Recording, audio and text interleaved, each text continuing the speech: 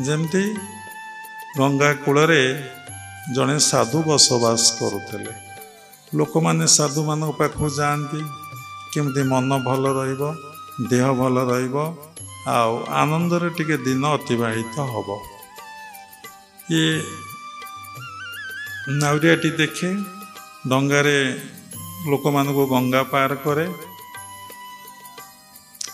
ସେ ଦେଖିଲେ ସବୁଦିନେ ଲୋକ ଆସୁଛନ୍ତି ସାଧୁଙ୍କ ପାଖକୁ, କ'ଣ ସବୁ ଫୁଲ ଫଳ ଦେଉଛନ୍ତି, ଆଉ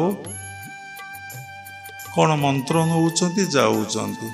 ଦିନେ ସାଧୁ କ'ଣ କହିଲେ, ନାଉରିଆକୁ ଡାକିଲେ, ଗଙ୍ଗାର ସେପାରିରେ ସାଧୁଙ୍କର କାମ ଥାଏ, କହିଲେ ମୋତେ ଟିକେ ଗଙ୍ଗା ପାରି କରିଦିଅ। ନାଉରିଆ କହିଲା ଆପଣ ବସନ୍ତୁ। ବସିଲେ। ଠିକ୍ ମଝି ନଈରେ କହିଲା ମୋତେ ଦୀକ୍ଷା ଦିଅ, ମନ୍ତ୍ରଟିଏ ଦିଅ। ସାଧୁ ବହୁତ ଚତୁର, ସେ କହିଲେ ତ ନାଉରିଆ ଡଙ୍ଗା ବାହୁଛି, ଆକୁ ମୁଁ କ'ଣ ଦେବି। ଯେତେ ବୁଝେଇଲେ ସେ କିନ୍ତୁ ବୁଝିଲା ନାହିଁ। ଏଇଠି ଡଙ୍ଗାକୁ ବୁଡ଼େଇ ଦେବି, ତମର ମୃତ୍ୟୁ ହେବ, ମୋର ମଧ୍ୟ ମୃତ୍ୟୁ ହେବ। ବାଧ୍ୟ ହୋଇ ଗୁରୁ କହିଲେ, ସାଧୁ ଜଣକ କହିଲେ, ଆରେ ଏ ଯେଉଁଟାକ ଡଙ୍ଗାରେ ମାରୁଛୁ ଆକୁ କ'ଣ କହନ୍ତି ନା କାତ କହନ୍ତି ବା ଆହୁଲା କହନ୍ତି। ଏ କେତେ ହାତେ? ନାଇଁ 10 ହାତେ। ତୋର ମନ୍ତ୍ର ହେଲା 10 ହାତେ। ତୁ 10 ହାତେ 10 ହାତେ 10 ହାତେ ଜପ କରିବୁ, ସକାଳ ଆଉ ସନ୍ଧ୍ୟାରେ ତତେ 10 ହାତ ଆସି ଦେଖାଦେବ। ମୂଳଟି ଅଟଇ ବିଶ୍ୱାସ, କହି ଜଗନ୍ନାଥ ଦାସ, ସଂଶୟ ଆତ୍ମା ବିନଶତି। ସେ ଆସିଲା, ଗୁରୁଙ୍କୁ ଛାଡ଼ିଦେଲା, ସାଧୁଙ୍କୁ ସେକରେ ଛାଡ଼ିଦେଲା। ସକାଳ ହେଲା, ସନ୍ଧ୍ୟା ହେଲା, ବସିକି 10 ହାତେ 10 ହାତେ 10 ହାତେ ଜପ କଲା। ପୁଣି ସନ୍ଧ୍ୟା ହେଲା, ପୁଣି 10 ହାତେ 10 ହାତେ 10 ହାତେ ଜପ କଲା। ଏମିତି 7 ଡେଜ୍ ପ୍ରାକ୍ଟିସ୍ କରିଛି। ସେ କଥାରେ ଆଦୌ ସନ୍ଦେହ ନାହିଁ, ସଂଶୟ ନାହିଁ। କିଏ କେଉଁ ମନ୍ତ୍ର ନେଉଛନ୍ତି, କିଏ କେଉଁ କ୍ରିୟା ନେଉଛନ୍ତି, କିଏ କେଉଁ ସାଧନା ଦେଖୁଛନ୍ତି, ଶିଖୁଛନ୍ତି। ଗୁରୁ ଆଉ ଶିଷ୍ୟର ସମ୍ପର୍କ ହେଉଛି ପ୍ରତ୍ୟକ୍ଷ, ଆଉ ଗୁରୁ ଶିଷ୍ୟର ସମ୍ପର୍କ ହେଉଛି ଇଣ୍ଡିଭିଜୁଆଲ, ବ୍ୟକ୍ତିଗତ। ଯଦି ବାପ ପୁଅ ଦୀକ୍ଷା ନେବାକୁ ଯାଆନ୍ତି, ବାପା କୁ ଗୁରୁ ଗୋଟେ ପ୍ରକାର ଗାଇଡ଼ କରିବେ, ଶିଷ୍ୟକୁ ଗୋଟେ ପ୍ରକାର ଗାଇଡ଼ କରିବେ। ଯଦି ଭାଇ ଭଉଣୀ ଦୀକ୍ଷା ନେବାକୁ ଯାଆନ୍ତି, ତାଙ୍କୁ ଗୋଟିଏ ଗୋଟିଏ ଗାଇଡ଼ କରିବେ।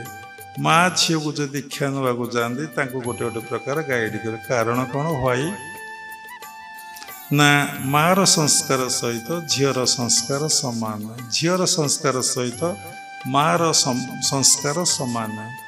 ଝିଅଟି କେତେ ବର୍ଷ ହେଲାଣି କ୍ରିୟା ଅଭ୍ୟାସ କରି କରି ଆସୁଛି, ଜପ କରି କରି ଆସୁଛି, ସାତ୍ତ୍ୱିକ ଜୀବନ କାଟୁଛି।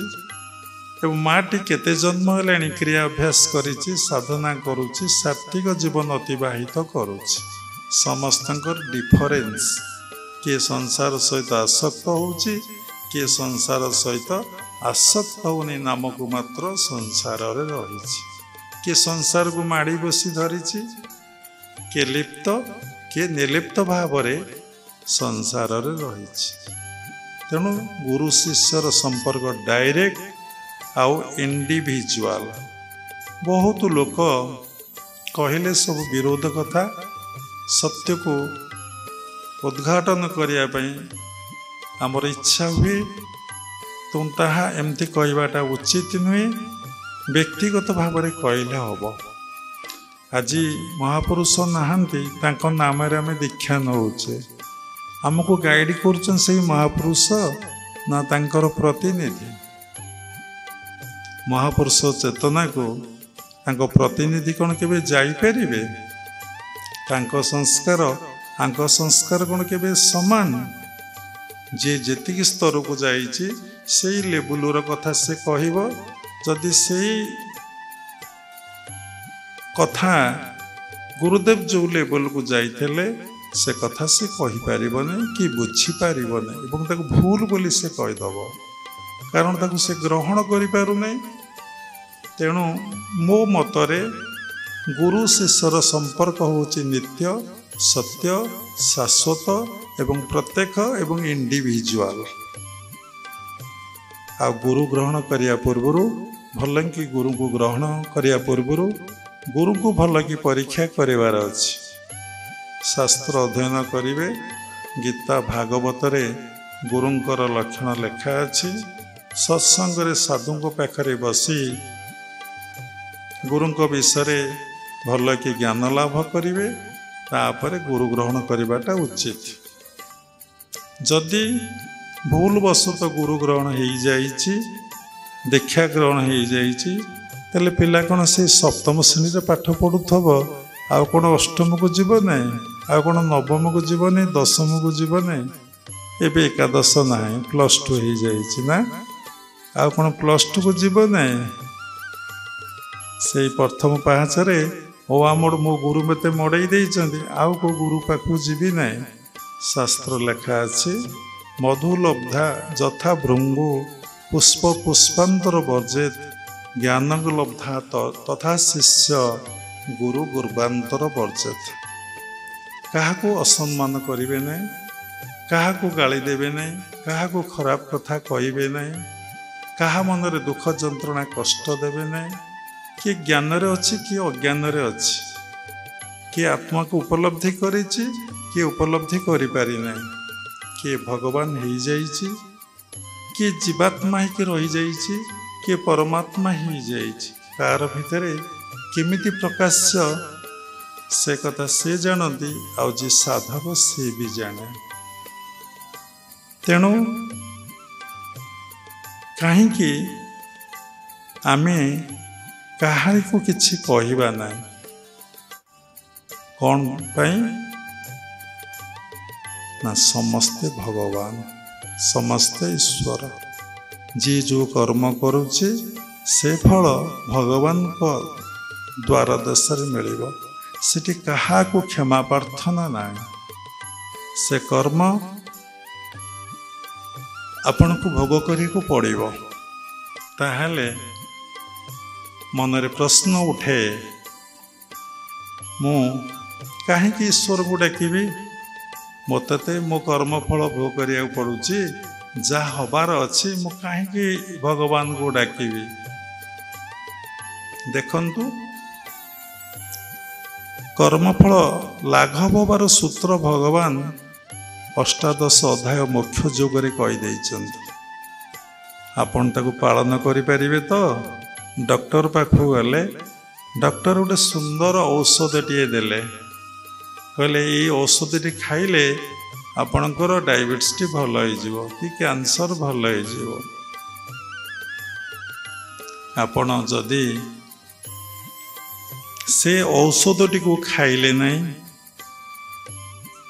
जेते डॉक्टर को मुंडिया माइले, डॉक्टर को सम्मान देले, भक्ति कले, आपणकर व्याधि भल हो।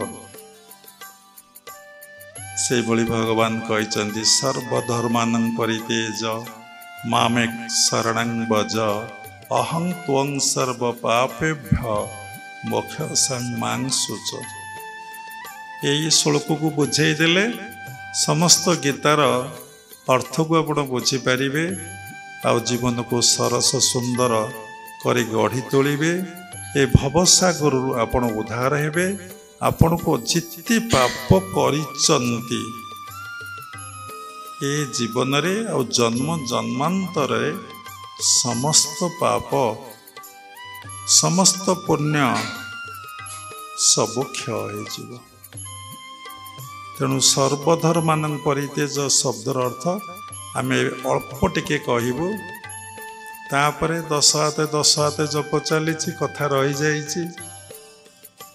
सबू कौन है दिने आखि बंद करी दृढ़े तरंती मुढ़े तरंती मझी मझिया बुड़ी मरती। तेणु ए कथार अर्थ आपण बुझीपारुचंती। सबू कौन है 10 हाते पलि आसला।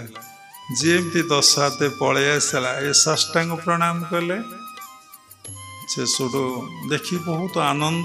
जेमती आमे जगन्नाथ को दर्शन कले कि राधाकृष्ण को दर्शन कले कि गुरु को दर्शन कले केते कि प्रभु श्री राम को दर्शन कले केते मन गोटे शांति आ आनंद पलि आसे केते भल लगे किसी समय पाई जार जेतिकी सुसंस्कार ताको सेति समय भल लगे तो जे देवता को दर्शन करिवो केते आनंद केते प्रेम तेणु बहुत खुशी है। आउ दिने गुरुदेव कहले मते टिके डंगा पारी कर कहला गुरुदेव आग साष्टांग प्रणाम करी जहाँ पैसा पत्र थेला दक्षिणा रूप में देला। गुरुदेव कहले कहीं केते खुशी कहीं केते आनंद संख्य पर आम कहबू गप कहू आम भल लगे सोटू कहले मु 10 हाथ को देखी। गुरुदेव कहले पागल ना बाइया 10 हाथ किए अच्छी कहले जदि देखीचु ना आज्ञा मु देखी से तो जीएमती 10 हाथ कहूँ तो प्रकट हो जाऊँगी 10 भुजा माँ दुर्गा प्रकट होउचंती तेणु विश्वास रे तिले मात्र संदेह नथिला। मो गुरु कहिचंती ए विषय कहले आमे राति आज पाई जीव खाली जदि एग्जांपल लब 2-3टा छोटे छोटे पदे पदे के सार देवी कल तू टिके डाके तो 10 हाथ केमती आसबो मु देखिबी तापर मु गंगा पारिबी जहाँ न देखिब बेनी नयने परते न जीव गुरु वचने ये कथार बहुत अर्थ ये आखिरे कौन देखी हुई पाप चक्षुरे तृतीय आई खोलिले दर्शन हुए। तेणु छाड़ू जिते डाकिले आउ 10 हाथ आसिले नहीं